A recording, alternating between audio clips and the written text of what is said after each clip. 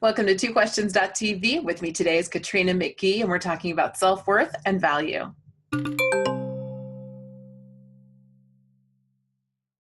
Welcome to twoquestions.tv. I'm Susan Baroncini-Moe. Joining me today is Katrina McGhee, the founder and chief inspiration officer of the Loving on Me enterprise. What began as a simple blog and social media accounts has grown into an empowered woman's online inspiration destination. Katrina is also the author of this book, Loving on Me, Lessons Learned on the Journey from Mess to Message. Hi, Katrina. Welcome to the show. Thank you. Hello. It's wonderful to be here. So I really enjoyed your book. And in the book, you talk a lot about self-worth and value. And you talk about how for most of us, we're instilled with value for what we can do or accomplish, but we have inherent value as human beings. Mm-hmm. But in a society that focuses so heavily on what do you contribute? I mean, the first question we ever ask is, so what do you do? And we also attribute salary to value. So how do we reorient ourselves to going back to our value as human beings? I think that's a really great question because it is something I think we universally struggle with. In fact, if you look at data, particularly for women, the confidence gap plays this out more and more in terms of, how do you rate your self-esteem? Women always rate it lower than men. And I think that's largely because from the time we get here till the time we leave, there's a war on our self-worth. So there are these constant messages that tell us we're not enough. So we get in this crazy cycle of trying to do more so that we can be seen as more.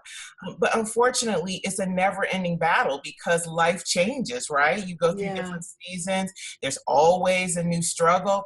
And so what I try to teach women is to find inherent value in themselves in every season. So this is not like a one and done, like, okay, I am powerful and strong today because of these 6 things about myself. It is an ongoing appreciation of who we are and what we bring to the table. Because listen, the outside things about us, they change. Even the fact that, let's just take our career, for example. Oh, I'm a senior executive. Well, the place that you work, your job title, all of those things change. But your innate strengths, your skills, who you were created to be, those things largely stay the same. They grow and mature, but innately those things you're really good at, you just get better at them. So if we can learn to know ourselves and to love that person that contributes across every area of life, we're so much more balanced and at ease. Is that where stillness comes in? Because we all stay so busy. Yeah. And you talked in the book about that as sort of an escapist tactic, that we're avoiding things. And you say life will remind you what you've left undone. And I thought that was such a great line.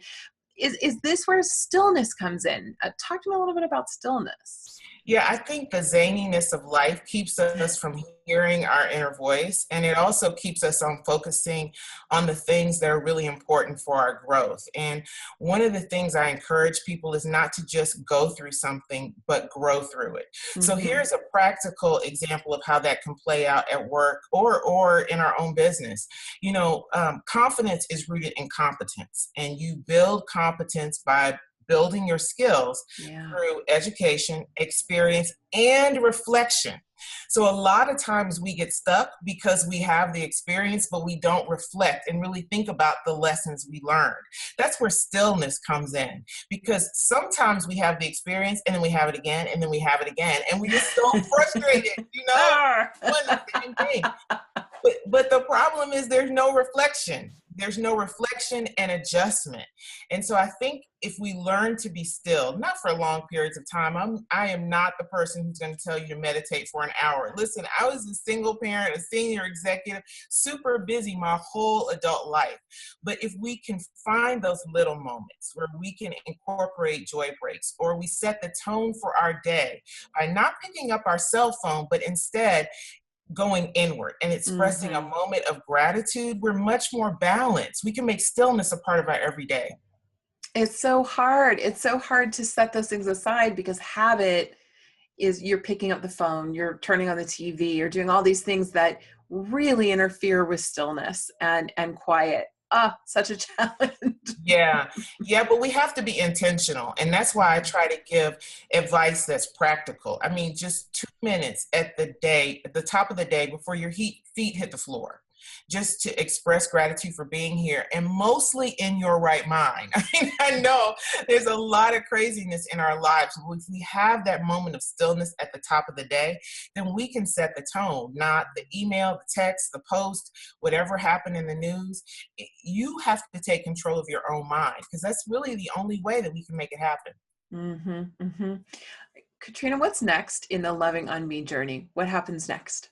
Oh, it's all about the Loving on Me Academy. So here's what I figured out. The book was great because it journaled my own personal transformation, as well as that of many of the women who wrote in on the blog and said, hey, that's my story too. Like, I've been running around like my pants are on fire. I mean, stop it. Don't we? Intentional. Yeah. So they would read the book and then they would read it again. They said, oh my gosh, I'm reading it again because it so inspires me. Mm-hmm. They're trying to move us to the next level to be equipped. And so the Academy teaches us, how to get in the driver's seat of our own life with practical steps that focus on practicing presence. So I don't teach people how to do a 3-year plan for their life, because life changes.